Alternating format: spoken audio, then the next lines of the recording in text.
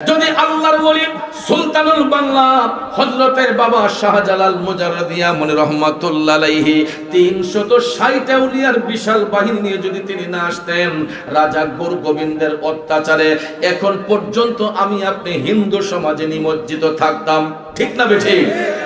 আল্লাহর ওলি বাবা শাহজালাল যদি ইসলামের মশাল নিয়ে যদি না আসতেন, হিন্দু রাজাদের অত্যাচারে এখন আমরা হিন্দু সমাজে নিমজ্জিত থাকতাম। বর্তমানে যে সেলাই যুক্ত কাপড় পরতেছি, এর পিছনে সবচেয়ে বড় অবদান হচ্ছে আল্লাহর ওলি হযরতে বাবা শাহজালাল মুজাররদিয়া মনি রহমাতুল্লাহ আলাইহির কথা। কোন ঠিক কিনা? আমাদের সিলেটের ভাষায় একটা কথা বলে যে খারু সিলাই সিন্নি খাইলাই মোল্লা সিল্লাই। ঠিক না ঠিক? যাদের উসিলায় আজকে মসজিদ পেলাম, মাদ্রাসা পেলাম, ইসলামের সুধা পান করতে পারলাম, আজকে তাদের বিষয়ে আমরা মিথ্যাচার করতেছি, আল্লাহর ওলিদেরকে আমরা মিথ্যাচার করতেছি, মাজার ভাঙ্গার ষড়যন্ত্র করতেছি। একটা কথা ভুলে যাবেন না, আমার আল্লাহ ছাড় দেয় কিন্তু কাউকে ছেড়ে দেয় না। কথা বলেন ঠিক না বেঠে? বন্ধুরা আমার, বাবাজিরা আমার, যেই মাজার শরীফগুলো ভাঙ্গার জন্য উপচে পড়ে লেগে আছে, ভুলে যাবেন না এই মাজারওয়ালারাই এই দেশের মধ্যে মসজিদ নির্মাণ করেছেন, মাদ্রাসা নির্মাণ করেছেন। কথা বলেন ঠিক কিনা? আমি বলেছিলাম বাংলাদেশের মধ্যে বাবা শাহজালাল কি ইচ্ছে করে আসছেন? ইচ্ছে করে আসেন নাই। বাবা শাহজালাল বাংলার জমিনে ইচ্ছে করে আসেন নাই। মদিনার কামলিওয়ালা নবীর গোলামি করার কারণে আমার মদিনার কামলিওয়ালা নবী, মায়ার নবী, দয়ার নবী বাবা শাহজালালকে ইশারা করে স্বপ্ন যুগের দিদারের মাধ্যমে বলেছেন, শাহজালাল তুমি ইসলামের খেদমত করার জন্য ভারতবর্ষে চলে যাও। আল্লাহু আকবার। যখন রাসূল দিদার করেছিলেন, যখন রাসূল দিদার করেছিলেন, হযরত বাবা শাহজালালের বয়স তখন মাত্র 12 বছর। কয় বছর? মাত্র 12 বছর। কারণ তিনি জন্মের পরেই পিতা হারিয়েছেন, মা হারিয়েছেন, তিনি শৈশবেই এতিম হয়ে গিয়েছিলেন। বাবা শাহজালাল জীবনী পড়ে দেখবেন, তিনি শৈশবেই এতিম হয়ে গেছিলেন, মাও নাই, বাবাও নাই, একজন এতিম সন্তান ছিলেন হযরতে বাবা শাহজালাল। সর্বশেষে মা বাবার ইন্তেকালের পরে উনি চলে গেলেন ওনার আপন মামা সৈয়দ আহমেদ কবির রেফাই, ওনার সান্নিধ্যে চলে গেলেন। স্নেহ মমতায় বড় হতে লাগলেন। মামা এবং ভাগনা দুইজন একসঙ্গে মোরাকাবা মুশাহাদা করেন, নামাজ রোজা বন্দেগী করতেছেন। কারণ সৎসঙ্গে স্বর্গবাস, অসৎসঙ্গে সর্বনাশ। গ্রাম্য ভাষায় একটা কথা বলে না, সৎসঙ্গে স্বর্গবাস, অসৎসঙ্গে সর্বনাশ। বাবা শাহজালাল জন্মের পরে পিতা হারিয়েছেন, মা হারিয়েছেন, কিন্তু তিনি এমন একটা সঙ্গ পেয়েছেন, ওনার মামাও ছিলেন একজন সাধক পুরুষ এবং একজন আল্লাহর ওলি। জুড়ে কোন সুবহানাল্লাহ। নবীর বংশের উত্তরসূরি সৈয়দ আহমেদ কবির রেফাই বাবা শাহজালালের আপন মামা, মামা এবং ভাগিনা দুইজন যখন রেওয়াজত করতেছেন, বন্দেগী করতেছেন, রাতের বেলা হযরতে শাহজালাল এশারের নামাজ পড়ে তাহাজ্জুদের পূর্ব মুহূর্তে তিনি ঘুমের মধ্যে চলে গেলেন। বাজান রে, ঘুমের মধ্যে যাবার পরে হঠাৎ দেখা যায় রাত নিশীথে আমার মদিনার কামলিওয়ালা নবী, মায়ের নবী, দয়ার নবী শাহজালাল বাবার স্বপ্নের ঘরে আইসা হাজির হইয়া গেছে। আরো জোরে জোরে কন্যা সুবহানাল্লাহ। আরে নবীর দিদার যাদের নসিব হয়েছে, নিশ্চিত জান্নাতি তারা হয়েছে। ঠিক কিনা? এ বন্ধুরা আমার, বাবাজিরা, শাহজালাল মুজাররদিয়া মনি রহমাতুল্লাহ আলাইহি স্বপ্নের ঘরে 12 বছর বয়সে আমার মদিনার কামলিওয়ালা নবী, মায়ার নবীর দিদার পাইলেন। মদিনার কামলিওয়ালা নবী বাবা শাহজালালকে বলেছিলেন, এ শাহজালাল, আর তোমাকে ইয়ামেন দেশে থাকতে হবে না, দিন প্রচারের জন্য তুমি ভারতবর্ষে চলে যাও। জাস্ট এতটুকু বলে হযরতে বাবা শাহজালাল স্বপ্ন থেকে জাগ্রত হইয়া তিনি হেজিটেশন বুক করতেছেন, কি করব রে, আমার দয়াল নবী আদেশ করেছেন, এটা তো মানতেই হবে। একইভাবে ওই রাতের মধ্যে ওনার মামা সৈয়দ আহমেদ কবির রেফাইও তিনিও যখন ঘুমের ঘরে গেলেন, দেখা যায় ওনার স্বপ্নের ঘরেও আমার মদিনার কামলিওয়ালা নবী আয়েশা হাজির হয়ে গেছেন। রাসূল বলতেছেন, হে আহমেদ কবির, তোমার ভাগিনা শাহজালালকে তুমি ভারতবর্ষে পাঠিয়ে দাও দিন প্রচারের জন্য, ইসলাম প্রসারিত করার জন্য। তখন সৈয়দ আহমেদ কবির রেফাই তিনিও স্বপ্ন থেকে জাগ্রত হইয়া চিন্তা করতেছেন, দয়াল নবী আদেশ করেছেন মাহারা বাবাহারা সন্তানটাকে একা আমি পাঠিয়ে দেব ইয়ামেন দেশে, নবীর আদেশ তো অবশ্যই অবশ্যই রক্ষা করতে হবে। এই বলে তিনি ভাবতেছেন শাহজালালের কাছে কেমনে সংবাদটা আমি দেই। দেখা যায় হঠাৎ করে ফজরের আজানের ধ্বনি শোনা যায়, তারা তাহাজ্জুদের নামাজ পড়তে পড়তে হঠাৎ করে দেখা যায় আজানের ধ্বনি শোনা যায়, আসসালাতু খায়রুম মিনান নাওম,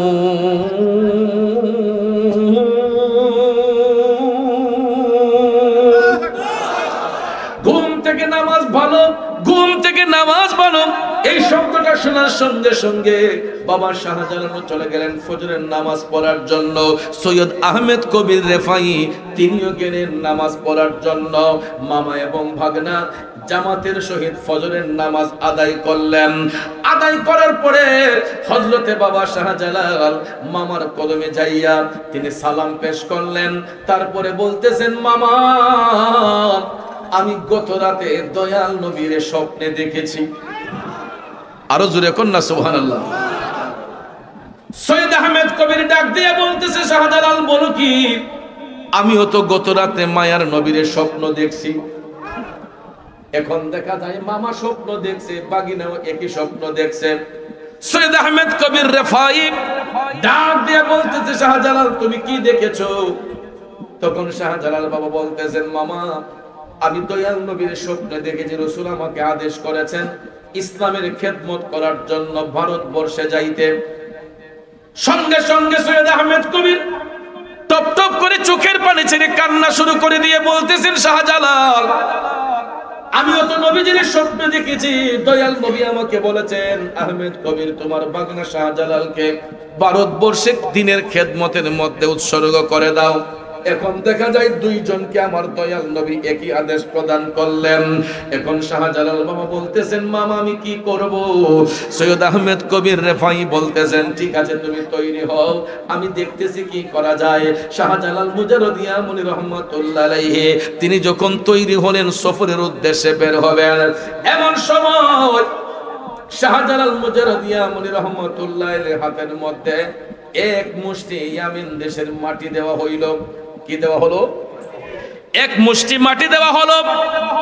এ শাহজালাল এই মাটি তোমার হাতের মুষ্টির মধ্যে রাখো, এই মাটির মিল তুমি যেখানে পাইবা সেখানে তোমার দিন প্রচারের জায়গা হবে, সেই জায়গা থেকেই তুমি দিনের কাজ প্রসারিত করবা। এই মাটির মিল যতক্ষণ না পাইবা ততক্ষণ তোমার যাত্রা যেন বন্ধ না হয়, তুমি যাইতেই থাকবা। মাটির মিল যেখানে পাইবা সেখান থেকেই তুমি দিনের কাজ প্রসারিত করবা। তখন শাহজালাল বলতেছেন, মামা আমি একা একা যাই কেমনে, আমাকে কিছু সফর সঙ্গে দেন। তখন ভাইয়ার আমার সর্বপ্রথম ইয়ামেন দেশ থেকে 360 আউলিয়া আসেন নাই। ইয়ামেন দেশ থেকে যখন শাহজালাল মুজারদিয়া মুনি রহমাতুল্লাহ আলাইহি রওনা হয়েছিলেন তখন মাত্র 12 জন উচ্চ পদস্থ আল্লাহর ওলি উনার সফর সঙ্গে ছিলেন। কয়জন? জোরে কোন কয়জন? এই 12 জনের মধ্যে একজন ছিলেন আওলাদ রাসূল। উনি হচ্ছেন হবিগঞ্জের চুনারুঘাটে মুরার বন্দের জমিনে বর্তমানে যিনি পূর্বে এবং পশ্চিমে শুয়ে আরাম করতেছেন, ওনার নাম হচ্ছে সিপাহসালার সৈয়দ নাসিরউদ্দিন রহমাতুল্লাহ আলাইহি। জুরে জুরে কোন আল্লাহু আকবার। এই 360 আউলিয়ার অন্যতম সেনাপতি যিনি ইয়ামেন দেশ থেকে বাবা শাহজালালের সফর সঙ্গী হয়ে এসেছিলেন 12 জন আল্লাহর ওলির মধ্যে হতে উনি ছিলেন একজন আওলাদ রাসূল সিপাহসালার সৈয়দ নাসিরউদ্দিন রহমাতুল্লাহ আলাইহি। এই আলোচনাটা একটু পরে করতেছে, বাজান কষ্ট হইতেছে আপনাদের, গভীর মনোযোগ। আমাকে শানে বেলায়েতের উপর কিছু কথা বলার জন্য বলা হয়েছে, এই জন্য এই ইতিহাসটা আপনাদের কাছে জানাতে চাই। বাংলাদেশের মধ্যে আল্লাহর ওলি বাবা শাহজালাল কিভাবে আয়েশা দিনের কাজ আঞ্জাম দিয়েছেন। আজকে যারা বাবা শাহজালালকে নিয়ে কটু বাক্য ব্যবহার করেন, এদের একটু বোঝানোর জন্য কথাগুলা বলতেছি, যাতে বুঝার পরে আমাদের ঈমান আকীদাটা মজবুত হয়। বাবাজিরা আমার, 12 জন উচ্চ পদস্থ আল্লাহর ওলি সৈয়দ আহমেদ কবির বাগিনার সফর সঙ্গী বানিয়ে দিলেন। এর মধ্যে একজন হলো আওলাদ রাসূল সৈয়দ সিপাহ সালার নাসিরউদ্দিন রহমাতুল্লাহ আলাইহি। এই 12 জনের কাফেলা নিয়ে বাবা শাহজালাল মামার স্নেহধন্যে থাকার পরে তিনি মামার কাছ থেকে বিদায় নিয়ে যখন সফরে রওনা হইলেন, ভারতবর্ষ থেকে ইয়ামেন দেশের দূরত্বটা কি কম? অনেক দূরের রাস্তা, কথা কোন ঠিক না বেঠিক? এখন হয়তো আমরা বিমান যুগে এক দেশ থেকে আরেক দেশে 5 ঘন্টা 6 ঘন্টায় চলে যায়, 8 ঘন্টায় চলে যায়।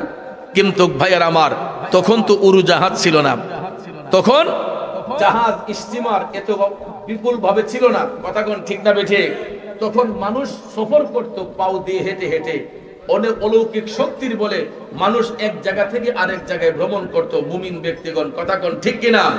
শাহজালাল মুজাররদিয়া মনি রহমাতুল্লাহ আলাইহি তিনি যখন ইয়ামেন দেশের মাটি হাতের মুঠো করে তিনি যখন 12 জনকে নিয়ে রওনা হলেন, ভারতবর্ষ আসা পর্যন্ত তিনি এক একটা জায়গায় এক একজন আল্লাহর ওলির দিদার পেয়েছেন, এক একটা জায়গায় এক একজন আল্লাহর ওলির দিদার পেয়েছেন, যার কারণে ওনার লোকেশন পাইতে আর কোনো সমস্যা হয়। আমরা যখন বিশ্ব ভ্রমণ করি তখন দেখবেন আমাদেরকে গাইডনেস করে গুগল সফটওয়্যার। কি গাইডনেস করে? Google software. আকাশপথ বলেন, সমুদ্র পথ বলেন, নদী পথ বলেন, স্থল পথ বলেন, প্রত্যেকটা পথে আমাদেরকে একটা সফটওয়্যার গুগল এটা আমাদেরকে হেল্প করে। কিভাবে? যেমন আমি হবিগঞ্জ থেকে সনসারা আসবো, ভৈরব সনসারা, হবিগঞ্জ থেকে যদি আমি রাস্তা নাও চিনি, একটা ব্যক্তিকে জিজ্ঞেস করতে হবে না। আমি গুগল ম্যাপে যখন সার্চ দেব ভৈরব সনসারা লিখে, তখন ভাইয়ের আমার হবিগঞ্জ থেকে আমাকে গুগল সফটওয়্যার হেল্প করতেছে যে কত ঘন্টা সময় লাগবে এবং রাস্তায় কোন জায়গার মধ্যে জ্যাম আছে, কোন জায়গাটা ক্লিয়ার আছে, এটা পর্যন্ত গুগল সফটওয়্যার আমাকে আপনাকে গাইডনেস করতেছে। এটা কি আপনারা বিশ্বাস করেন? আকাশপথে উড়োজাহাজগুলো উঠতেছে, কোন কুল কিনারা আছে, এক দেশ থেকে আরেক দেশে সময় নির্ধারণ করে দিচ্ছে গুগল সফটওয়্যার, সময় নির্ধারণ করে দিচ্ছে গুগল সফটওয়্যার। বাংলাদেশ থেকে বিমানটা কয়েক ঘন্টায় জেদ্দা যাবে, দুবাই যাবে, ওমান যাবে, কাতার যাবে, লন্ডন, আমেরিকা, কোন দেশে বিমানটা কখন যাবে, কত ফিট উপর দিয়ে যাবে, এটা পর্যন্ত গুগল সফটওয়্যার আমাদেরকে গাইডনেস করতেছে, আমাদেরকে জানিয়ে দিচ্ছে। বিমানে যে আমরা বসি, বিমানটা কতটুকু উপরে আছে এটাও গুগল সফটওয়্যার দেখাচ্ছে, কয় ঘন্টা সময় লাগতেছে এটা দেখাচ্ছে, রাস্তা কোন দিকে যেতে হয় এটা দেখাচ্ছে, কোন দিকে রিস্ক এটাও দেখাচ্ছে। তাহলে আপনারা বলুন, গুগল সফটওয়্যার একজন মানুষ তার জ্ঞানকে প্রয়োগ করে এই সফটওয়্যারের আবিষ্কার করছে, কথা কোন ঠিক না বেঠিক? তাহলে একজন বিজ্ঞানী যদি রিসার্চ করে, গবেষণা করে, একটা গুগল সফটওয়্যার আবিষ্কার কইরা গোটা পৃথিবীটা তার নিয়ন্ত্রণে রাখতে পারে, একজন আল্লাহর ওলি কোরআন হাদিস রিসার্চ করে গোটা বিশ্ব ভ্রমণ করার ক্ষমতা রাখে কি রাখে না? এই বিশ্বাস আপনাদের আছে না নাই? বাবাজিরা আমার, বন্ধুরা আমার, আল্লাহর ওলিগণ বাবা শাহজালাল মুজাররদ যখন তিনি ভারতবর্ষে আসলেন তখন তো কোনো উন্নত রাস্তাঘাট ছিল না, তখন তো কোনো উন্নত রাস্তাঘাট ছিল না, উড়োজাহাজ ছিল না, জাহাজ, স্টিমার, লঞ্চ এগুলা ছিল না। বাবা শাহজালাল ঐশ্বরিক শক্তির বলে, কারামতি শক্তির বলে ভারতবর্ষ আসা পর্যন্ত এক একটা জায়গায় এক একটা লোকেশন পাইয়া বাবা শাহজালাল 360 জনের একটা কাফেলা নির্মিত করলেন, 360 জনের একটা কাফেলা তিনি সম্মিলিত করলেন। ভারতবর্ষ থেকে তিনি আসা পর্যন্ত, ইয়ামেন দেশ থেকে ভারতবর্ষ আসা পর্যন্ত 360 জনের একটা কাফেলা হয়েছে। ভারতবর্ষে আইসা হিন্দের সুলতান, হিন্দের রাজা সানজিরি আজমেরি খাজা মঈনুদ্দিন চিশতি ওনাকে লোকেশন দিলেন। লোকেশন দেওয়ার পরে তিনি হযরতে বাবা খাজা মঈনুদ্দিন চিশতি রহমাতুল্লাহ আলাইহির সঙ্গে দিদার হয়েছে, সাক্ষাৎ হয়েছে। সুবহানাল্লাহ। 360 আউলিয়ার বিশাল বড় কাফেলা নিয়ে হিন্দুস্তানের রাজা বাবা খাজা গরিবে নওয়াজ রহমতুল্লাহ আলাইহির সাক্ষাৎ যখন হলো, তখন খাজা মঈনুদ্দিন চিশতি বাবা শাহজালালকে বললেন যে হুজুর, আপনি এখানে অবস্থান করবেন না, কারণ আপনার জায়গা আরো রয়েছে। কারণ এখানে যেই হিন্দু রাজা পিতৃরাজ ছিল, তাকে পরাজিত করার জন্য আমি মঈনুদ্দিনই যথেষ্ট। তখন তিনি পরামর্শ দিলেন যে শ্রীহট্টে একজন আওলাদ রসুল, শ্রীহট্টে একজন আওলাদ রসুল যিনি ইসলামের অভয়বাণী প্রচার করতেছেন, কিন্তু প্রকাশ্যে করতে পারছেন না। তিনি গোপনে গোপনে ইসলামের শাসনগুলা তিনি কায়েম করতেছেন, ইসলামের বিধানগুলা পালন করতেছেন। ওনার নাম হচ্ছে সৈয়দ বুরহানুদ্দিন রহমাতুল্লাহ আলাইহি, যিনি সুরমা নদীর পাড়ে উপশহর রোড দিয়ে যাওয়ার সময় ব্রিজটা পার হয়ে হাতের ডান পাশে গিয়ে বা গুগলে সার্চ দিবেন সৈয়দ বুরহানুদ্দিন। ভাইয়ার আমার, তিনি বাংলাদেশের সর্বপ্রথম মুসলিম ব্যক্তি ছিলেন, মুসলিম পরিবার ছিলেন, এবং বাংলাদেশের মধ্যে সর্বপ্রথম মুসলিম শহীদ হলো ওনার কলিজার টুকরা সন্তান শিশু গুলজারে আলম। শিশু গুলজারে আলম বাংলাদেশের সর্বপ্রথম শহীদ মুসলমান।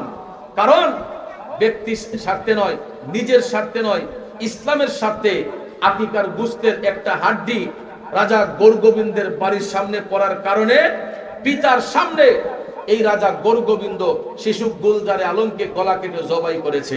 নাউজুবিল্লাহ বলেন। কারবালার মাধ্যমে যেই রকম ভাবে আহলে বায়াতের স্মৃতিচারণে ইসলামের সুধা আমরা পেয়েছি, বাংলাদেশের মধ্যে ইসলামটা শিশু গুলজারে আলমের রক্তের বিনিময়ে পেয়েছি। খাজা মঈনুদ্দিন চিশতি বললেন, ও শাহজালাল, আপনি শ্রীহট্ট অভিমুখে যান। কারণ সিলেটের পূর্ব নাম ছিল শ্রীহট্ট। হট্ট মানে গন্ডগোল, হট্ট মানে কি? গন্ডগোল। তিনি বলতেছেন আপনি শ্রীহট্ট অভিমুখে যান, কারণ সেখানে রাজা গৌরগোবিন্দ মুসলিমদের উপর নির্যাতন করতেছে, আপনি ওই দিকে রওনা করেন। তখন তিনি লোকেশন বলে দিলেন। এই লোকেশন অনুযায়ী তিনি বুরহানুদ্দিন রহমাতুল্লাহ আলাইহিকে মুরাকাবার ঘরে পাইয়া বুরহানুদ্দিন রহমাতুল্লাহ আলাইহি তিনি রাস্তা দেখালেন। তখন বাবা শাহজালাল সেই ইয়ামেন দেশ থেকে রওনা হয়ে ভারতবর্ষ পাড়ি দিয়ে আস্তে আস্তে আস্তে সুরমা নদীর তীরবর্তী স্থানে যখন আসলেন, ওনার 360 জনের একজনের নাম হচ্ছে চাশনি পীর। নাম কি? চাশনি পীর। চাশনি পীর নাম হলো কেন? সুরমা নদীর পাড়ের মাটি বাবা শাহজালাল মুজাররদিয়া মুনি রহমাতুল্লাহ আলাইহির হাতের মাটি তিনি জিহ্বার মধ্যে লাগিয়ে টেস্ট করেছিলেন, যেটাকে সয়েল টেস্ট বলা হয়। কি টেস্ট বলা হয়? বর্তমানে বিজ্ঞানীরা দেখবেন অনেক অণুবীক্ষণ যন্ত্র দিয়ে সয়েল টেস্ট করে, মাটির গভীরতা, এখানে বীজটা কতটুকু মজবুত হবে, ভিত্তিপ্রস্তরটা কতটুকু মজবুত হবে, সয়েল টেস্ট করে এটা ইঞ্জিনিয়ার সাহেবরা আমাদেরকে রেজাল্ট দেন। আর আল্লাহর ওলিগণ কেমন ইঞ্জিনিয়ার দেখেন, হযরতে চাশনি পীর রহমাতুল্লাহ আলাইহি ওনার জিহ্বার মধ্যে লাগায়া তিনি সয়েল টেস্ট করেছেন। তিনি বলতেছেন বাবা শাহজালালকে যে হুজুর, মাটির মিল পেয়ে গেছি। আপনার হাতের মুষ্টির যেই মাটি, সুরমার পাড়ের মাটি, হুজুর এই মাটির মধ্যে একই স্বাদ, একই গন্ধ। তখন বাবা শাহজালাল বললেন, তাইলে আমার মামা সৈয়দ আহমেদ কবির রেফাই বলেছেন, মাটির মিল যেখানে পাওয়া যাবে সেখান থেকে ইসলাম প্রসারিত হবে, সেখান থেকে আমি ইসলামের খেদমত করতে। তখন তিনি সবাইকে বললেন আমরা এখানে অবস্থান করব। তখন বুরহানুদ্দিন রহমাতুল্লাহ আলাইহি ওনাকে রিসিভ করলেন। সবাই যখন সুরমা নদীর পাড়ে অবস্থান করলেন, এমন সময় নদীর ঘাটের মাঝিগুলা এরা যখন দেখলো যে অনেক বড় মুসলিমদের একটা কাফেলা, কারণ 300 লোক তো বাড়ির কাছে নয়, 300 লোক যদি এখানে দাঁড় করানো হয়, মোটামুটি একটা কাফেলা যে এখানে আছে এটা বোঝা যাবে কি যাবে না? 300 জনের একটা কাফেলা দেখে নদীর ঘাটের মাঝিগুলা দৌড় দিয়ে চলে গেছে রাজা গৌরগোবিন্দের বাড়িতে। গিয়ে বলতেছে, রাজা মশাই, আপনি যে এখানে বসে আছেন, ওই দিকে সুরমার পাড়ে বিশাল বড় এক মুসলিমদের কাফেলা আসছে। তখন রাজা গৌরগোবিন্দ এটা শুনে নদীর ঘাটের মাঝিদেরকে বলল, তোমাদের মধ্যে কোনো একজন যদি তাদের কাউকে পার করো, তাহলে তোমাদেরকে নদীর পাড়েই জীবিত কবর দেওয়া হবে। নাউজুবিল্লাহ বলেন। জানের ভয়ে, জান বাঁচানোর জন্য এই নদীর ঘাটের মাঝিরা কেউ সাহস করে না এই কাফেলার কাউকে নদী পার করবে। কিন্তু ভাইয়ের আমার, কোনো ব্যক্তি পার করতে হবে না। কারামতি শক্তির বলে আল্লাহর অলিগণ, আল্লাহর দেওয়া ক্ষমতা বলেই তারা নদী পার হবেন, ঠিক না বেঠিক? এখন দেখেন, আজকে আমরা পাড়ায় পাড়ায়, মহল্লায় মহল্লায়, মসজিদের মধ্যে মাইক দিয়ে আজান দেই কি দেই না? বড় গলায় আজান দেই। বাংলাদেশের মধ্যে মুসলমানদের কোনো বাক স্বাধীনতা ছিল না, প্রকাশ্যে মুসলমানরা আজান দিতে পারত না। এখনো পৃথিবীতে এমনও দেশ আছে রে, যেই দেশের মধ্যে প্রকাশ্যে আজান দেওয়া যায় না। ভারতের মধ্যেও, আমাদের পার্শ্ববর্তী দেশ ভারতের মধ্যেও এখনো কিছু কিছু এলাকার মধ্যে, কিছু কিছু রাজ্যের মধ্যে প্রকাশ্যে আজান নিষিদ্ধ করা হয়েছে, ঠিক না বেঠিক? ঠিক সেই রকম ভাবে যখন এই গোটা বাংলার বর্ষ, গোটা ভারতবর্ষ যখন হিন্দু অধ্যুষিত ছিল, তখন মুসলিমদের কোনো বাক স্বাধীনতা ছিল না। মুসলমানরা তখন প্রকাশ্যে আজান দিতে পারত না। বাংলার মাটিতে সর্বপ্রথম উঁচু গলায় যিনি বড় করে আজান দিয়েছিলেন, উনি হচ্ছেন নবী বংশের আওলাদের রাসূল সিপাহসালার সৈয়দ নাসিরউদ্দিন রহমাতুল্লাহ আলাইহি, যিনি 120 জন আউলিয়াকে সাথে নিয়ে হবিগঞ্জের চুনারুঘাটের মোরার বন্দের জমিনে যিনি শুয়ে এখনো আরাম করতেছেন। জোরে জোরে কি সুবহানাল্লাহ বলবেন না?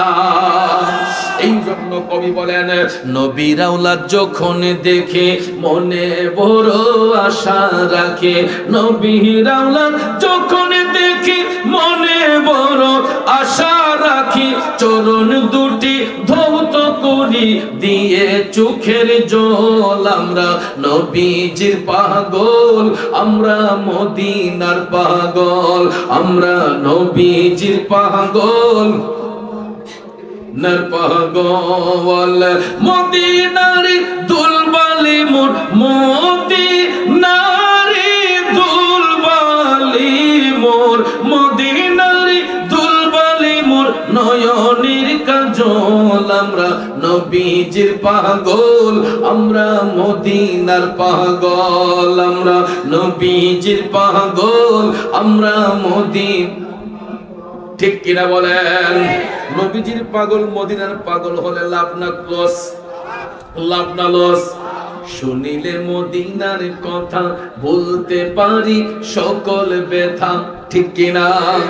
শুনিলে মদিনার কথা বলতে পারি সকল ব্যথা, শুনিলে মদিনার কথা বলতে পারি সকল ব্যথা, বুকের ভেতর ভেসে উঠে প্রেমানন্দের ঢোল, আমরা নবীজির পাগল, আমরা মদিনার পাগল, আমরা নবীজির পাগল, আমরা মদিনার পাগল, ঠিক না বেঠিক?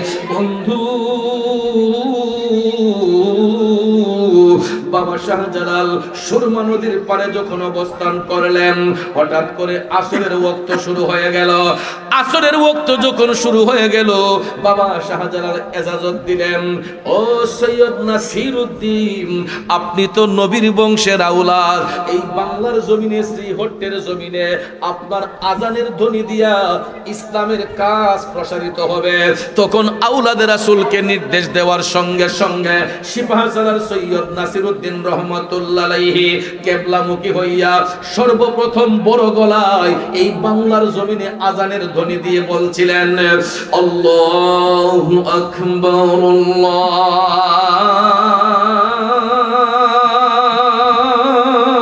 আল্লাহু আকবার। এই শব্দটার পাওয়ার আছে না নাই? এই শব্দটার পাওয়ার কতটুক হতে পারে?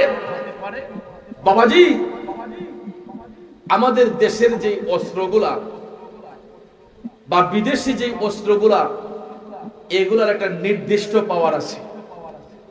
তার ফায়ারটা কতটুক দূরে যাবে, এটার অ্যাকশনটা কতটুক হবে, এটার একটা নিয়ন্ত্রণ আছে, আছে না?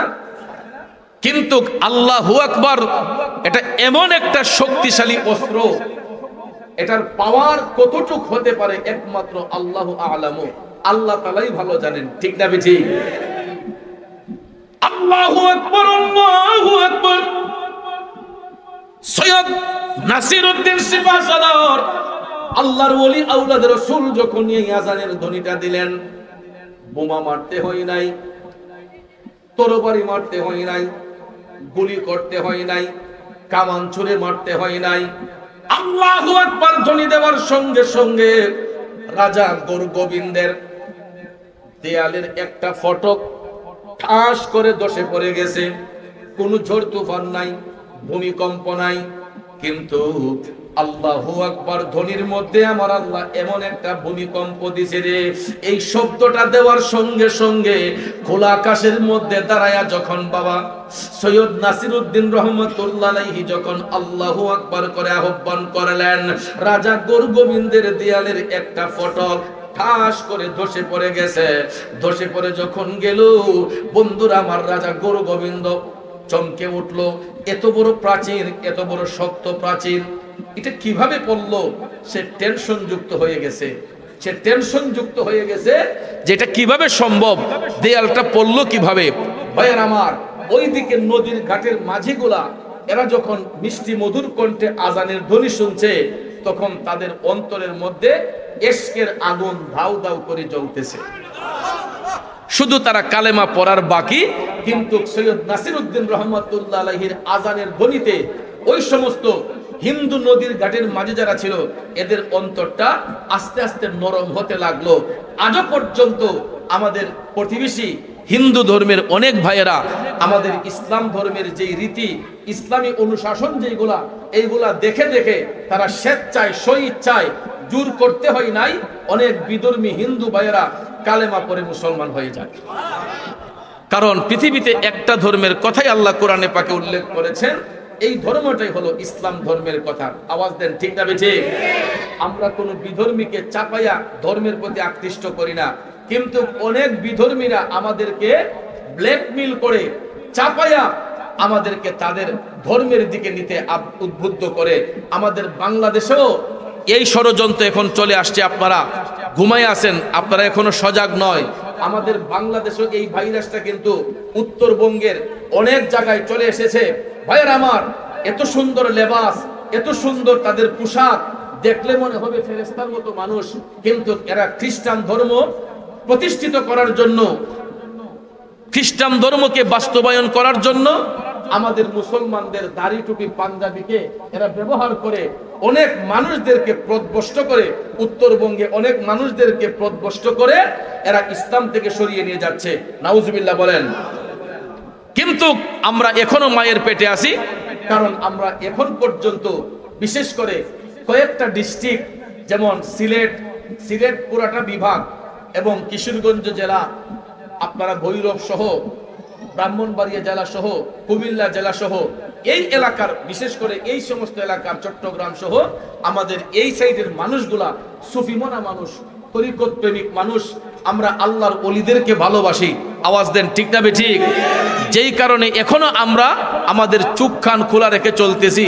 কিন্তু উত্তরবঙ্গে মুসলমানরা যারা তাসাউফপন্থী মানুষরা, এরা অনেক কষ্টে দিন কাটাইতেছে। এদের চোখের সামনে দিয়া কিছু কিছু বাতিল ফেরকারা, এরা ইসলামের অনুশাসনকে নষ্ট করার জন্য, সুফিবাদকে নষ্ট করার জন্য, আল্লাহর ওলিদের দামান থেকে সরে যাবার জন্য এরা দাড়ি টুপি জুব্বা এটাকে মডেল বানাইয়া এরা ইমানের বাজারে আগুন লাগাই দিতেছে। কথা কয় না? এই জন্য আমাদেরকে সজাগ থাকতে হবে। আজও পর্যন্ত মুসলিম ধর্মের কোনো ভাই কোনো বেদিনকে স্বেচ্ছায় ইসলাম এই জোর করে ইসলাম ধর্মে আনে নাই, তারা স্বেচ্ছায় কালেমা পড়ে মুসলমান হয়েছে। কথা কোন ঠিক কিনা? আমাদের দেশেও ইতিমধ্যে আমার মাধ্যমেও 2-4 জন লোক কালেমা পড়ে মুসলমান হয়েছে। আমি অধম গুনাহগারের মাধ্যমেও 2-4 জন হিন্দু ভাই তারা স্বেচ্ছায় মুসলমান হয়েছে। এর মধ্যে আপনাদের কিশোরগঞ্জ জেলায় মিঠামন থানায় একজন প্রাইমারি টিচারও, তিনি আমার মাধ্যমে তিনি কালেমা পড়ে মুসলমান হয়েছেন। আলহামদুলিল্লাহ বলেন। তো এরকম ভাবে আমাদের সুন্নি আকাবেরদের মধ্যে আমি ওই দিন দেখেছি একজন খ্রিস্টান ধর্মের মানুষ, উনি স্বেচ্ছায় আমাদের শাইখুল হাদিস আল্লামা মুফতি আবুল কাসেম ফজলুল হক মাদ্দাজিল্লাহু আলী হুজুরের হাতে উনি হাত রেখে তওবা করে কালেমা পড়ে স্বেচ্ছায় মুসলমান হয়েছেন। কত সুন্দরভাবে তাকে গ্রহণ করা হয়েছে, ইসলাম ধর্মে তাকে ওয়েলকাম জানানো হয়েছে। এটার নামই হচ্ছে ইসলাম। ইসলাম মারামারি পছন্দ করে না, ইসলাম খুনাখুনি পছন্দ করে না, ইসলাম ঝগড়াঝাটি পছন্দ করে না। ঠিক কিনা বলেন? আর এই জিনিসটাই সুফিবাদের মধ্যে নাই, আউলিয়া কেরামদের মধ্যে নাই। বাবাজিরা আমার, যেই কথাটা আমি বলতে চেয়েছিলাম, বাবা শাহজালাল সুরমা নদীর পাড়ে অবস্থান করলেন, আজানের ধ্বনি দিলেন সৈয়দ নাসিরউদ্দিন বাবা। দেওয়ার সঙ্গে সঙ্গে নদীর ঘাটের মাঝিগুলার অন্তর আস্তে আস্তে শীতল হতে লাগলো। কিন্তু শীতল হলে কি হবে? এরা তো বাবা শাহজালালকে নদী পার করে না, নদী পার করে না। এখন তিনি নদী কিভাবে পার হবেন? আল্লাহু আকবার বলেন। মুরাকাবার মধ্যে বসলেন বাবা শাহজালাল। আসরের নামাজ শেষে মাগরিবের পূর্ব মুহূর্তে তিনি যখন নদীর পানে কিবলামুখী হয়ে মুরাকাবা করলেন, কারণ মুরাকাবা এটা এমন একটা জিনিস যেটাকে ইংরেজিতে বলা হয় মেডিটেশন, বাংলাতে বলা হয় সাধনা অথবা ধ্যান, আরবিতে বলা হয় মুরাকাবা, ইংরেজিতে বলা হয় মেডিটেশন, অর্থাৎ একাগ্র চিত্তে মওলার প্রেমে বিলীন হয়ে যাওয়া। এটারে বলা হয় মুরাকাবা। আর মুরাকাবার নির্দিষ্ট একটা নির্জন স্থান প্রয়োজন, যেখানে বাচ্চাদের চিল্লাচিল্লি না হয়, যেখানে মানুষের ডিস্টার্ব না হয়। এই সমস্ত নির্জন জায়গার মধ্যে মুরাকাবা করলে আমার মওলা পাকের কুদরতি আদালত থেকে অনেক কিছু হাসিল করা যায়। কিন্তু আমরা তো বর্তমানে মুরাকাবা করব দূরের কথা, ওয়াক্তের নামাজগুলোই তো পড়ি না, তাহাজ্জুদ পড়ব দূরের কথা, মুরাকাবা মুশাহাদা করব দূরের কথা। আমরা তো সঠিকভাবে 5 ওয়াক্ত নামাজটাই পড়তে চাই না। আবার আমরা মুসলমান পরিচয় দেই, বড় বড় গলায় চাপা মারি। ফতুয়ার কোনো অভাব নাই, চাষটলো বললে দেখবেন আমাদের চাইতে বড় বড় ফতুয়াবাজ লোক আছে, আছে না? শাসটল মুফতির অভাব নাই আমাদের দেশে, শাসটল মুফতির অভাব আছে? অভাব নাই, কিন্তু হক্কানি আলেম ওলামা, হক্কানি মুফতির অভাব এখনো দুনিয়াতে আছে। তো যেই কথাটা আমি বলতে চেয়েছিলাম, বাবাজি, বাবা শাহজালাল মুজাররদিয়া মনি রহমাতুল্লাহ আলাইহি তিনি মুরাকাবার মধ্যে গেলেন, একাগ্র চিত্তে মওলার ধ্যানে গেলেন। যাবার পরে তিনি যখন মওলার প্রেমে বিলীন হয়ে গেলেন, আমার আল্লাহ রাব্বুল আলামিন কুদরতের জবান দিয়া বাবা শাহজালালকে জানাইয়া দিলেন, এ শাহজালাল, এ শাহজালাল, তোমার নামাজের মুসল্লাটা তুমি জমি পানির উপরে বিছাইয়া দাও, পানিটাকে তুমি জমিন বানাইয়া দাও, তুমি পানির উপরে তোমার নামাজের মুসল্লাটা বিছাইয়া দাও। সুবহানাল্লাহ। কল কুদরতি ভাবে মওলা পাক যখন ইশারা করেছেন, বাবা শাহজালাল মুরাকাবা মুশাহাদা শেষ করে আমার মওলা পাকের আদেশ পাইয়া, তিনি মওলা পাকের আদেশ পাইয়া নবীজির মোহব্বত অন্তরে নিয়া বাবা শাহজালালের নামাজের মুসল্লাটা যখন নদীর উপর বিছাইয়া দিলেন, আমি সঞ্চারাবাসীর কাছে জানতে চাই, এই যে এখানে একটা নামাজের মুসল্লা টেবিলে দেওয়া হয়েছে, আপনারা বলুন যদি এটা একটু গাঢ়, এই নামাজের মুসল্লাটার ওজন কয় কেজি হবে? 1.5 থেকে 2 কেজি।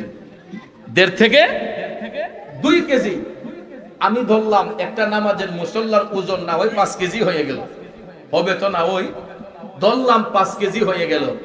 আপনারা বলেন 5 কেজি ওজনের একটা নামাজের মুসল্লা পানির উপর বাসাইয়া বিছাইয়া 40 কেজি, 50 কেজি, 60 কেজি, 70 কেজি, 80, 100-র উপরে একটা মানুষ যদি এটার উপরে দাঁড়ায়, এটা কি বাসার কথা না ডুবার কথা? বাসার কথা না ডুবার কথা? অবশ্যই এটা ডুবে যাওয়ার কথা, ঠিক কিনা কন? এখন আপনারা বলেন 1.5 কেজি 2 কেজি ওজনের নামাজের মুসল্লাটা পানির উপর বিছাইয়া 60-70 কেজি ওজনের মানুষটারে যদি আমার আল্লাহ ইচ্ছা করে তোলার মতো পাতলা বানাই দিতে পারে কি পারে না? এটাই আমার আল্লাহ প্রমাণ করলেন। আমি আল্লাহ পাহাড়কে সমুদ্র বানাই, সমুদ্রকে পাহাড় বানাই, ঠিক না বেটি? আল্লাহ রাব্বুল আলামিন বলতেছে আমি সমুদ্রকে পাহাড় বানাই, পাহাড়কে সমুদ্র বানাই, মরারে জিন্দা করি, জিন্দারে মরা করি। সবকিছু কার হাতে? জোরে বলেন কার হাতে? এ সংসারের প্রেমিক বাবাজিরা, গভীর মনোযোগ। আল্লাহ রাব্বুল আলামিন যদি চায় এত ওজনদারি একটা মানুষকে তোলার মতো পাতলা বানাইয়া দিতে, আমার আল্লাহ পারবে কি পারবে না? কথা বলেন পারবে কি পারবে না? ঠিক বাবা শাহজালালের বেলায় এটাই হইল। ওনার কারামত সর্বপ্রথম যে কারামতটা প্রকাশ হয়েছিল, বাবা শাহজালাল মুজারদিয়া মুনি রহমাতুল্লাহ আলাইহি নামাজের মুসল্লার মধ্যে যখন বসলেন, নামাজের মুসল্লার মধ্যে যখন তিনি বসলেন, হঠাৎ করে দেখা যায় এটা নৌকার কাজ করতেছে। তিনি নিচের দিকে যায় না, বরঞ্চ ভাসমান হইয়া তিনি নিজে পার হন নাই, 360 জনের কাফেলা নিয়া এই নামাজের মুসল্লা দিয়া সুরমা নদী পাড়ি দিলেন। জুড়ে কি সুবহানাল্লাহ বলবেন না? এই জন্য কবি বলেছেন 360 ওলি নিয়ে সুরমা নদী পাড়ি দিয়ে, 360 ওলি নিয়ে সুরমা নদী পাড়ি দিয়ে সিলেট আসেন প্রচারিতে, সিলেট আসেন প্রচারিতে মদিনার ইসলাম। আমরা কি ভুলে গেলাম শাহজালালের নাম, আমরা কি ভুলে গেলাম শাহজালালের নাম। ইতিহাসে আজও তিনি চির অম্লান, আমরা কি ভুলে গেলাম শাহজালালের নাম। কষ্ট হচ্ছে আমার বাবাজিরা, গভীর মনোযোগ। বাবা শাহজালাল কারামতি শক্তির বলে নদী পার হইলেন। এখন প্রশ্ন হলো, আল্লাহর ওলিদের বেলায় কারামত প্রকাশ হয় কার হুকুমে? কার হুকুমে? আর আমাদের দেশে কিছু কিছু মানুষ এরা এই কথা বিশ্বাস করে না, কারামতুল আউলিয়া হাক্কুন, যে আউলিয়া কেরামের কারামত সত্য। এই জিনিসটা আমাদের দেশে দুর্বল মানুষ যারা, দুর্বল ইমানের মানুষ যারা, এরা বিশ্বাস করে না। কিন্তু ভাইয়ার আমার একটা কথা জেনে রাখবেন, আল্লাহ পাকের বেলায় যেটা প্রকাশ পায় এটা হলো কুদরত, আর নবীদের মাধ্যমে যেটা বলা হয় এটা হলো মুজেজা, আর ওলিদের মাধ্যমে যেটা বলা হয় এটা হলো কারামত। এটা কি? কারামত। নবীদের বেলায় হবে মুজেজা, ওলিদের বেলায় হবে কারামত, আল্লাহ পাকের বেলায় হবে কুদরত। আল্লাহ যা করেন কুদরতে ইশারায় করেন, নবীগণ যা করেন মুজেজার মাধ্যমে করেন, ওলিগণ যা করেন কারামতের মাধ্যমে করেন। সুবহানাল্লাহ বলেন। বাবা শাহজালালের কারামত হচ্ছে তিনি নামাজের মুসল্লা দিয়ে সুরমা নদী পার হয়েছেন। সম্ভব কি সম্ভব না? কে চাইতে হবে? আল্লাহ যদি চায় সম্ভব হয়। কারণ দেখেন, বাবা শাহজালালের আলোচনা তো পরেই রাখলাম, আপনি বর্তমানে দেখেন আমরা যে বিমান যুগে এক দেশ থেকে আরেক দেশে যাই, যাইনিও? বিমান দিয়া এক দেশ থেকে আরেক দেশে আমরা পাড়ি দেই। একটা বিমান ছোট হইলেও একটা বিমানের মধ্যে 1 থেকে 150 জন লোক ধরে, হেলিকপ্টারে হয়তো 4 জন লোক যাতায়াত করতে পারে। কিন্তু আকাশপথে যে বিমান এক দেশ থেকে আরেক দেশে পাড়ি দেয়, একটা বিমানের মধ্যে সর্বনিম্ন 200 যাত্রী, সর্বোচ্চ 1000 যাত্রী নিয়েও বিমানগুলো আকাশপথে উঠতে পারে। পারে কি পারে না? ভাইয়ার আমার, বাংলাদেশের যে বিমানগুলো আছে আমাদের বাংলাদেশ এয়ারলাইন্সে, আমি দেখেছি এগুলার মধ্যে প্রায় 400-450 যাত্রী নিয়ে এক দেশ থেকে বিমান আরেক দেশে যায়। তো 400 যাত্রীর ওজন কত হতে পারে?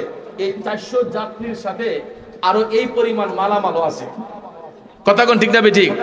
তাহলে মানুষের আবিষ্কৃত, মানুষের জ্ঞান দিয়ে প্রয়োগ করে একটা উড়োজাহাজ দিয়ে যদি আকাশপথে 400-500 যাত্রী যদি এক দেশ থেকে আরেক দেশে উড়া দিয়ে যাইতে পারে, আল্লাহর ওলিগণ কারামতি শক্তির বলে তারা পানির উপর দিয়ে বিচরণ করতে পারবে কি পারবে না? এই বিশ্বাস আপনাদের আছে না নাই? কিন্তু মুনাফিক বেঈমানরা এটা স্বীকার করে না। মুনাফিক বেঈমানরা আল্লাহর ওলিদের কারামত বিশ্বাস করে না। কিন্তু বাবা শাহজালাল নামাজের মুসল্লা দিয়ে নৌকা বানাইয়া সুরমা নদী পাড়ি দিলেন। নদী পার হওয়ার পরেই দেখা যায় মাগরিবের টাইম হয়ে গেল। মাগরিবের সময় যখন হয়ে গেছে, তখন সৈয়দ নাসিরউদ্দিন সিপাহসালাকে বললেন, ও আওলাদ রাসূল, নদীর ওই পারে আজান দিলেন, এই পারে আজান দিব কে? আসরের আজান দিয়েছিলেন ওই পারে, আর মাগরিবের আজান দিয়েছেন নদীর পার হইয়া আরেক পারে, তিনি ওই পারে যাইয়া বন্ধুরা আমার বাবাজিরা মাগরিবের আজান দেওয়ার জন্য আবার কিবলামুখী হইয়া তিনি যখন দাঁড়াইয়া বলতেছেন আল্লাহু আকবার আল্লাহু আকবার আল্লাহু আকবার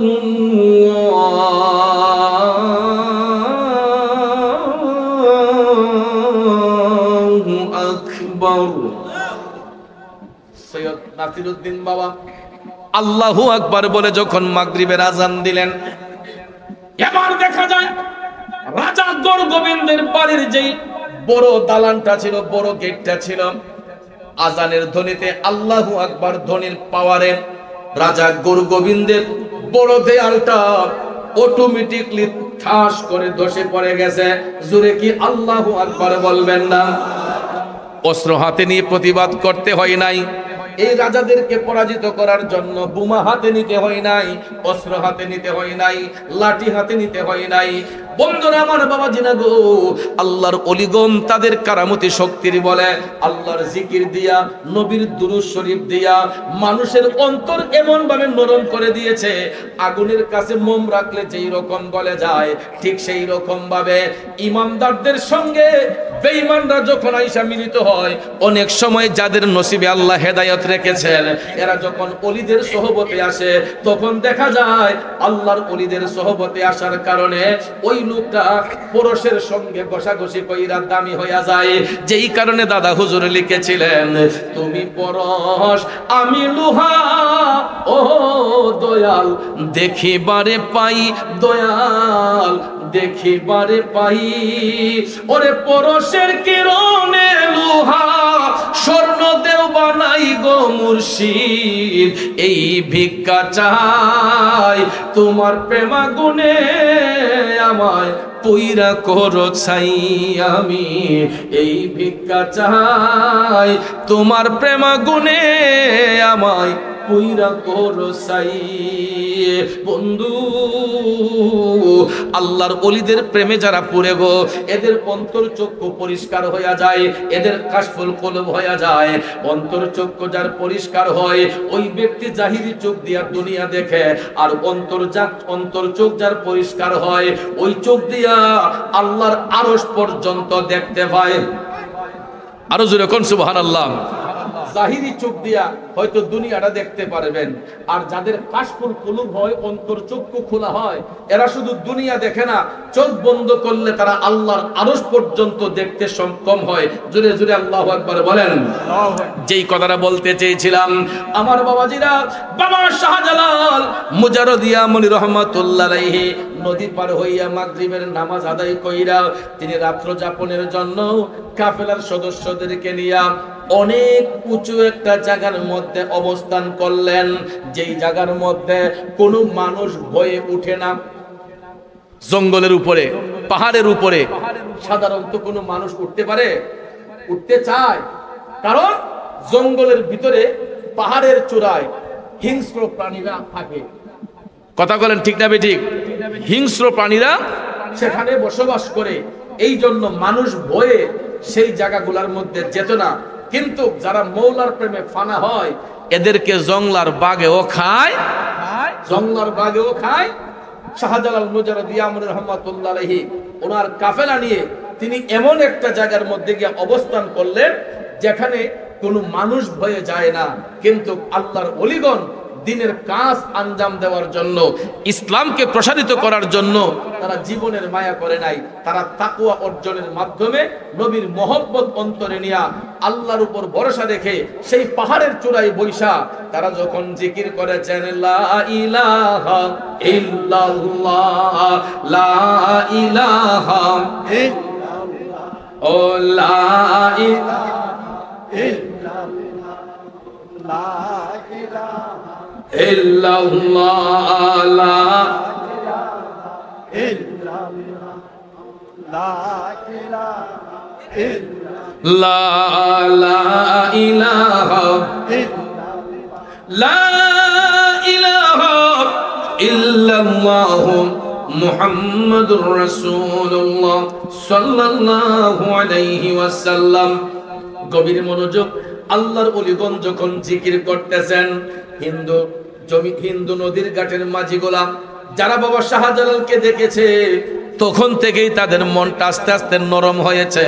কিন্তু ফজরের নামাজের পরে শাহজালাল বাবা যখন জিকিরে মাশগুল, তালিম করতেছেন, তরবিয়ত করতেছেন, আশেকদেরকে নিয়া, ভক্তদেরকে নিয়া, কাফেলার সবাইকে নিয়ে যখন তিনি তালিম তরবিয়ত করতেছেন, তখন জিকিরের শব্দে আকাশ বাতাস মুখরিত হয়ে গেছে। তিনি যখন আল্লাহ আল্লাহ বলে জিকিরে ফানা হয়েছেন, তখন ওনার জিকিরের আওয়াজে ভাইয়ের আমার কালবের ময়লাগুলা আস্তে আস্তে ঝরতে শুরু হলো।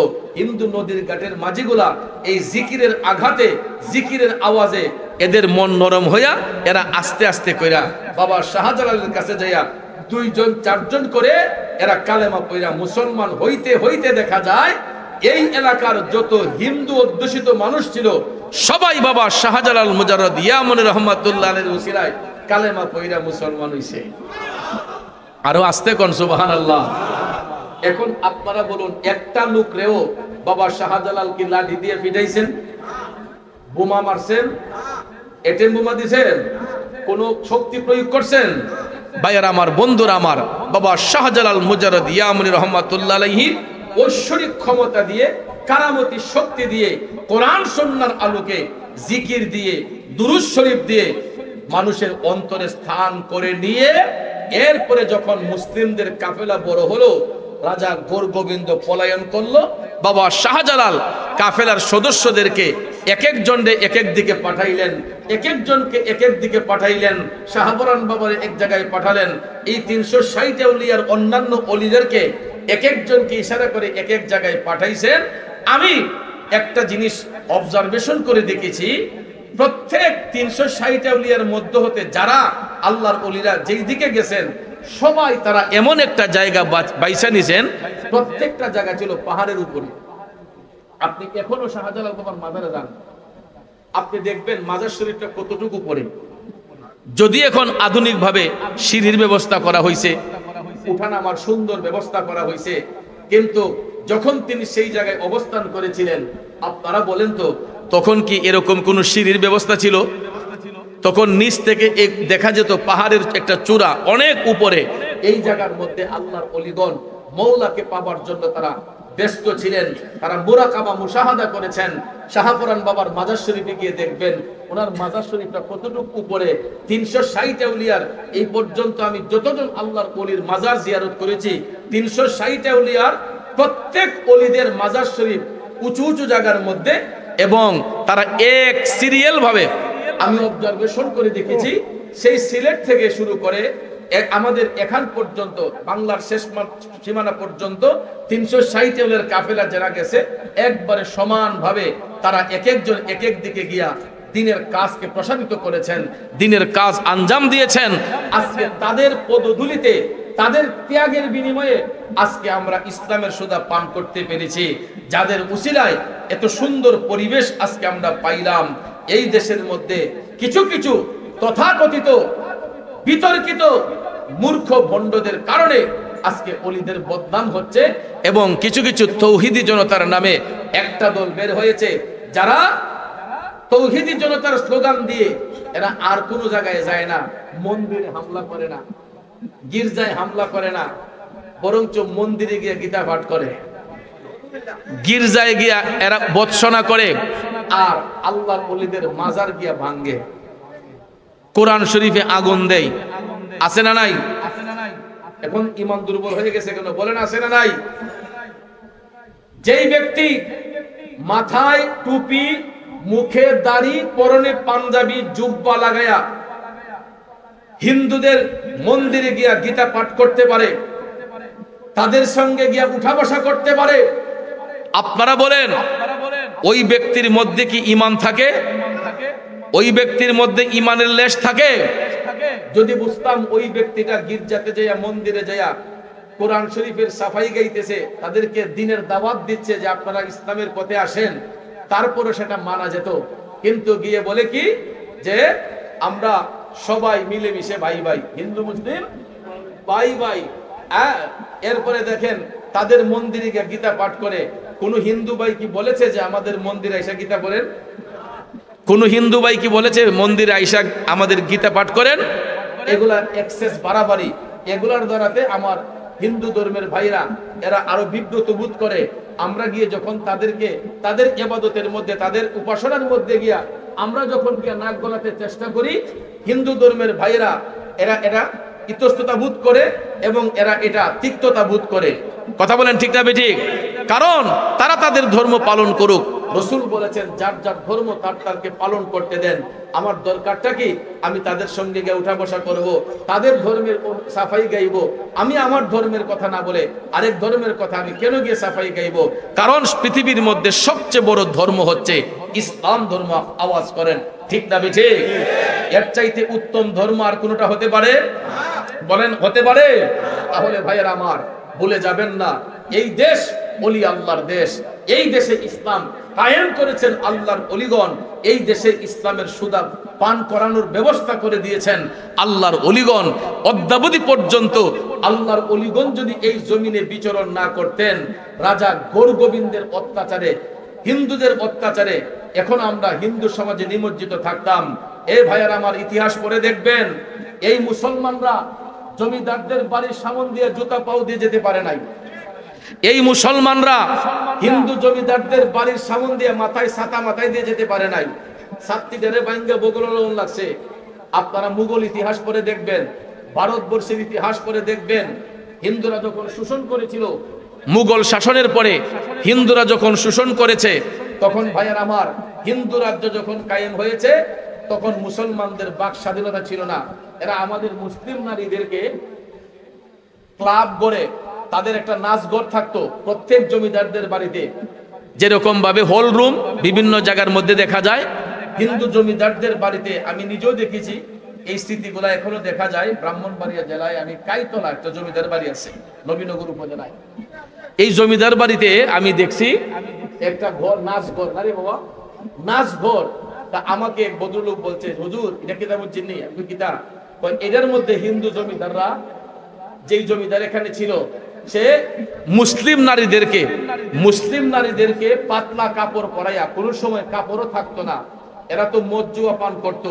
মদ জুয়া পান করে মুসলিম নারীদেরকে বিবস্ত্র অবস্থায় এরা এই নাচ ঘরের মধ্যে নাচাইতো, আর এরা মজা নিত, তাদেরকে ভোগ বিলাসের পাত্র হিসেবে ব্যবহার করত। নাউজুবিল্লাহ কি বাইদ্যা কইবেন? আরো জোরে কইতে না নাউজুবিল্লাহ।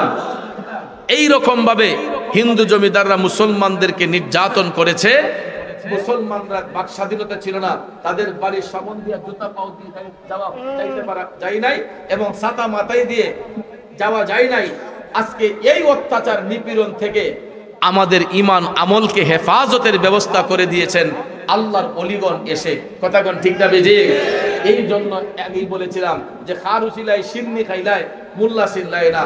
যাদের উসিলায় আজকে সিলাই যুক্ত কাপড় পেয়েছি, যাদের উসিলায় আজকে সুন্দর পরিবেশ পেয়েছি, আজকে আমরা তাদের সাথে নিমক হারামি করতেছি, বেঈমানি করতেছি। এটা করেন, সমস্যা নাই। আমার আল্লাহ অবশ্যই বিচার কার্য আল্লাহ ফয়সালা করে দিবেন। আল্লাহ ছাড় দেয় কিন্তু কাউকে ছেড়ে দিবে না। আমরা আল্লাহর আদালতে বিচার দিয়ে দিলাম। যেই মাজার শরীফগুলো ভাঙ্গা হয়েছে, ভাইয়ার আমার, প্রত্যেকটা ইটের বদলা আমার আল্লাহর কাছে দিতে হবে। ঠিক না ঠিক? আল্লাহ যেন তাদেরকে সহি বুঝ দান করে, আর আমাদের ঈমান আমলকে যেন আল্লাহ তাআলা হেফাজত করে। আমরা যেন আউলিয়াদের দামান ধরে আল্লাহর ওলিদের সহবতে থেকে আমরা যেন আমাদের মানব জীবন পরিচালনা করতে পারি, সেই তৌফিক যেন আল্লাহ তাআলা দান করে। সবাই বলেন আমিন। তো যাক ভাইয়ের আমার, শানে বেলায়েত, সেই সাথে আম্মাজান খাতুনে জান্নাত মা ফাতেমাতুজ জাহরা রাদিয়াল্লাহু তাআলা আনহার বিষয়ে আমাকে আমার ভাইজান, আমার মসজিদের নিয়মিত মুসল্লি, এখানে অনেকেই আমি দেখতে পাচ্ছি, আমি একটা পেজ অনুমান করে বলতেছি, বেশির অনেকেই আমার মসজিদে জুমা পড়েন। আমি সনসারা গ্রামের অনেকেই আমাকে বলেছে, হুজুর আমরা তো আপনার সাথে জুমা পড়ি। আমি ভৈরব বাস স্ট্যান্ডে আল্লামা হাফেজ তুফাজ্জল হোসেন ভৈরবী সাহেবের ওফাতের পরে সেখানে আমি খেতাবত করতেছি। তো আলহামদুলিল্লাহ এখন পর্যন্ত আমি সম্মানের সহিত এখানে আছি। আমাকে মসজিদ কমিটি সহ আমার মুসল্লিনে কেরাম যথেষ্ট পরিমাণ আমাকে ইজ্জত করেন। আমি তাদের ইজ্জত অনুসারে, তাদের দেওয়া ইজ্জত অনুসারে আমিও চলার চেষ্টা করি। দোয়া করবেন ভবিষ্যতে যাতে তাদের ভালোবাসা নিয়ে চলতে পারি। এখানে উপস্থাপক যিনি ছিলেন উনিও আমার নিয়মিত মুসল্লি, আরো অনেকেই এখানে আছেন যারা আমার সাথে জুমার নামাজ আদায় করেন। আমি প্রতিদিন জুমাতে এক একটা বিষয়ের উপর আলোচনা করি, প্রতিদিন জুমার মধ্যে এক একটা টপিক নিয়ে আলোচনা করি। তো আজকে শানে বেলায়েত এবং আম্মা জান খাতুনে জান্নাত সম্পর্কে কিছু বলার জন্য আমাকে ভাই অনুরোধ করেছেন। আসলে দেখেন, বক্তার বক্তব্য শ্রুতি মাধুর্য হয় সাউন্ডের কারণে, আর শ্রোতার আকর্ষণে বক্তার বক্তব্য হয়। এই জন্য একটা আলোচনাকে গুছাতে হলে, একটা আলোচনা উপস্থাপন করতে হলে আগে এটাকে স্টাডি করতে হয়, ঠিক না বেটি? টিচাররা যে ক্লাসের মধ্যে পড়ান, এরা হুট করে গিয়ে পড়ান না, তারা নিজেরাও আগে পড়াশোনা কইরা পরে গিয়া বাচ্চাদেরকে টিচিং দেন। তো আমরাও যখন ওয়াজের মাঠে আসি, যদি কমিটি থেকে আমাদেরকে আগে কোনো বিষয় দেওয়া হয়, তখন ওই বিষয় অনুসারে আমরা আলোচনা করি। পোস্টারটা আমি দেখেছিলাম যে আমাকে বিষয় দেওয়া হয়েছে শানে বেলায়েত। এই জন্য আমি আজকে ভেবেছিলাম যে আমি আজকে বাবা শাহজালালের জীবনী নিয়ে, যেহেতু আউলিয়া কেরামের উপলক্ষে আলোচনার কথা বলা হয়েছে, বাবা শাহজালালের জীবনী নিয়ে কিছু আলোচনা করব। এখন আমার ভাইজান আবদার করেছেন যে খাতুনে জান্নাত সম্পর্কে কয়েকটি কথা বলার জন্য। ভাইয়েরা আমার, বন্ধুরা আমার, আম্মা জান খাতুনে জান্নাত রাদিয়াল্লাহু তাআলা আনহা, তিনি আমার দয়াল নবীজির কলিজার টুকরা সন্তান, ঠিক না বেঠিক? নবীজির কলিজার টুকরা সন্তান আম্মা জান খাতুনে জান্নাত মা ফাতেমাতুজ জাহরা আমিনা খাতুন রাদিয়াল্লাহু তাআলা আনহার ঔরসের সর্বকনিষ্ঠা কন্যা ছিলেন আম্মা জান খাতুনে জান্নাত, যার মাধ্যমে নবীর বংশের সিলসিলা আওলাদে রাসূল এখন পর্যন্ত আমার আল্লাহ জারি রেখেছেন। আর আম্মা জান খাতুনে জান্নাত তিনি দয়াল নবীর কন্যা, বেলায়েতের বাদশা, বেলায়েতের মূল, যার মাধ্যমে বেলায়েতের আগমন হয়। উনি হচ্ছেন মুশকিল কুশা হযরতে শের খোদা মাওলানা আলী কাররামুল্লাহু ওয়াজহাহুর সহধর্মিনী, মাওলা আলীর সহধর্মিনী এবং জান্নাতি যুবকদের সরদার হযরতে ইমাম হাসান এবং হুসাইন রাদিয়াল্লাহু তাআলা আনহুমার গর্ভধারিণী মা এবং খাতুনে জান্নাত আম্মা জান ফাতেমাতুজ জাহরা, তিনি এমন একজন মহিয়সী নারী যিনি হচ্ছেন জান্নাতি রমণীদের সরদারিনী। জোরে কি সুবহানাল্লাহ বলবেন না? পৃথিবীতে যত নারীরা জান্নাতের শুভ সংবাদ পাবে, পৃথিবীতে যত নারীরা জান্নাতের শুভ সংবাদ পাবে, তাদের সরদারিনী হবেন আম্মা জান খাতুনে জান্নাত মা ফাতেমাতুজ জাহরা রাদিয়াল্লাহু তাআলা আনহা। ভাইরা আমার, বন্ধুরা আমার, নবীজির কন্যা মাওলা আলীর সহধর্মিনী হাসান হুসাইনের মা আম্মা জান খাতুনে জান্নাত, যাকে জগতের মা বলা হয়। কি বলা হয়?